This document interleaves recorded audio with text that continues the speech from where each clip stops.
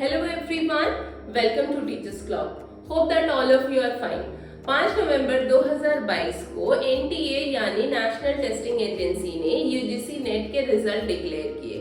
अब इस डिक्लेरेशन में बहुत कैंडिडेट्स ने यूजीसी नेट क्वालिफाई किया और बहुत ने तो जीआरएफ तक क्वालिफाई कर लिया। अब ये क्वालिफाई करने के बाद ऑब्वियसली जो क्वालिफाइड कैंडिडेट्स हैं वो अपनी पीएचडी आगे परस्यू करेंगे।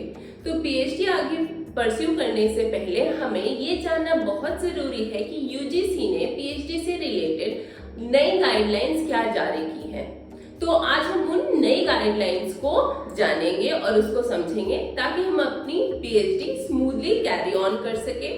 और एक एक पॉइंट जो है वो आप बहुत ही ध्यानपूर्वक नोट करें, वीडियो पूरी देखें और पूरी जानकारी प्राप्त करें। चैनल को सब्सक्राइब जरूर करें और ऑब्वियसली इसे लाइक और शेयर करना ना भूलें। तो उन पॉइंट्स को आप चलिए जान लेते हैं।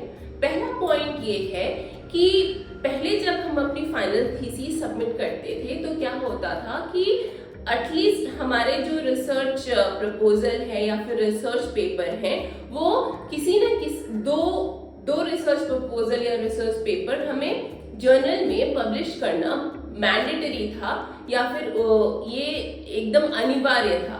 यूजीसी की नई गाइडलाइन में ये कहा गया है कि ये जो अनिवार्यता थी वो अब नहीं रहेगी। तो ये एक पॉजिटिव चेंज देखने को मिला। दूसरी बात जो ये कही गई है कि अगर आप गवर्नमेंट ऑफिशियल हो या फिर प्राइवेट इंस्टीट्यूट में कहीं काम करते हो तो उसके साथ साथ अगर आप पीएचडी परस्यू कर रहे होते थे या तो आपको चॉइस करनी पड़ती थी पीएचडी या फिर जॉब। तो अब ऐसा नहीं है, एक प्रोविजन ये आया है कि आप पार्ट टाइम बेसिस पे अपनी जॉब करते हुए पीएचडी को कंटिन्यू कर सकते हैं। कुछ ऐसे सर्टिफिकेशंस होंगे, कुछ ऐसे डॉक्यूमेंट्स होंगे जो कि आपको वेरीफाई करने होंगे, इसके लिए जो हम अपने नेक्स्ट वीडियो में बात करेंगे डिटेल में। थर्ड पॉइंट ये है कि वाइवा एग्जामिनेशन जब होते थे तो हमें 3 एग्जामिनर्स को अटेंड करना पड़ता था, जिसमें हमारे एक गाइड होते थे जिनके अंडर हम अपनी पीएचडी परस्यू कर रहे हैं और एक होते थे उस यूनिवर्सिटी के उस स्टेट के कोई स्कॉलर और एक होते थे अदर स्टेट के स्कॉलर। ये तीनों हमारा वाइवा एग्जाम लेते थे। अब इसके इन 3 एग्जामिनर के जगह पे हमारा वाइवा एग्जामिनेशन 2 एग्जामिनर लेंगे। एक उसी स्टेट के उसी यूनिवर्सिटी के स्टेट के जो लर्नेड पर्सन होंगे वो हमारा एग्जाम लेंगे वाइवा एग्जामिनेशन, और एक फॉरेन यूनिवर्सिटी के कोई स्कॉलर होंगे जो कि हमारा वाइवा एग्जामिनेशन लेंगे। तो इस तरीके से हमारा जो वाइवा में लैक ऑफ कंसंट्रेशन कह लीजिए या फिर आप ऐसा भी कह सकते हैं कि कभी कभी लोग नर्वस हो जाते थे, वो प्रेशर थोड़ी सी कम हो जाएगी यहाँ पे। अब बढ़ते हैं अगले पॉइंट की तरफ। 1 मिनट। अगला पॉइंट उन वुमेन कैंडिडेट्स के लिए बहुत इंपॉर्टेंट है जो कि किसी न किसी कारणवश हो, शादी हो जाना या फिर जॉब में कोई चेंज होने की वजह से किसी अगर यूनिवर्सिटी से किसी अदर स्टेट में अगर वो अपनी पीएचडी परस्यू कर रही होती थी, शिफ्ट करने की वजह से उन्हें अपनी पीएचडी छोड़नी पड़ती थी। यूजीसी ने अपनी न्यू गाइडलाइन में ये फीमेल्स के लिए डायरेक्ट किया है कि उन कैंडिडेट्स को अब चिंता करने की जरूरत नहीं है।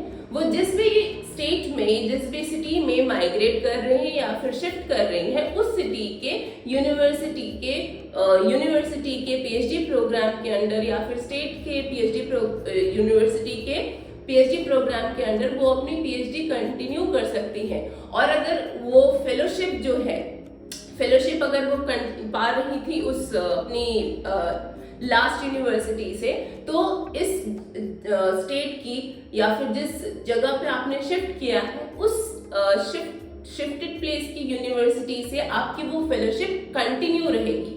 इसके साथ साथ ये भी होगा कि आपका जितना भी काम आपने किया है उस यूनिवर्सिटी में वो सारा का सारा इस यूनिवर्सिटी में शिफ्ट हो जाएगा, जिससे कि आप बिना किसी परेशानी के अपनी पीएचडी कंटिन्यू कर पाएंगे।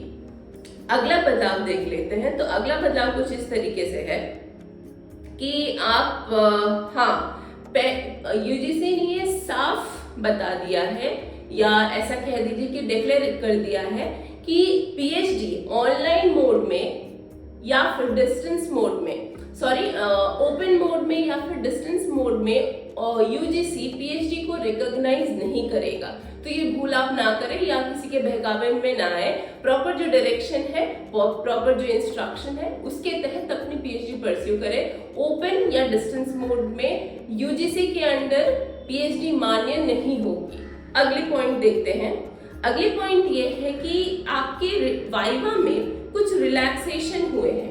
वाइवा में रिलैक्सेशन का मतलब ये हुआ है कि पीएचडी फाइनल सबमिट करने के बाद में आपको बहुत टाइम तक वाइवा के लिए वेट करना पड़ता था कि मेरी जो थीसिस है वो सबमिट हुई है या नहीं, वाइवा कब होना है, और ये होते होते काफी टाइम लग जाता था। 6 महीने, साल, 2 साल तक खिंच जाता है ये प्रोसेस। क्या खिंच जाता था ये प्रोसेस?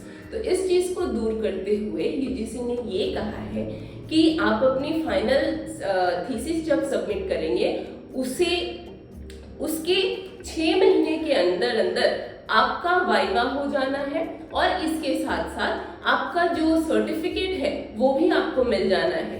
ये वाइवा प्रोसेस आप ऑनलाइन मोड में और थ्रू जूम भी कर सकते हैं। तो ये प्रोविजन यूजीसी ने इस प्रॉब्लम को प्रोसेस को लेंथी ना करने के लिए एक नया प्रावधान कह सकते हैं या फिर एक वेलकमिंग चेंज कह सकते हैं, वो किया है।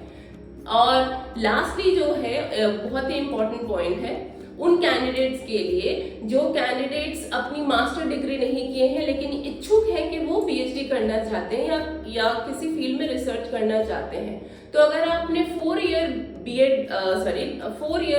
बीए या फिर बैचलर्स प्रोग्राम आपका है विद सीजीपीए 7.5, तो आप पीएचडी परस्यू कर सकते हैं।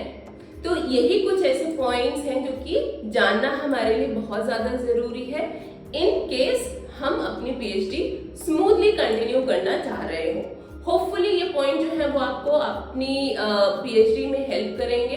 पीएचडी से रिलेटेड, जीआरएफ, यूजीसी नेट से रिलेटेड अब फिर वापस से नेट के नए फॉर्म भी निकलना अब शुरू ही होंगे। तो आने वाले हमारे वीडियोस में हम उन सारी चीजों के बारे में भी बात करेंगे। मिलेंगे उन सारी वीडियोस में। आप आगे की अपडेट्स पाने के लिए ये बहुत जरूरी है कि आप चैनल को सब्सक्राइब करें और कंटेंट को लोगों तक पहुंचाएं ताकि जो इन्फॉर्मेशन आप तक पहुंची है वो बाकी लोगों तक भी पहुंचे। Take care of yourself. Thank you very much.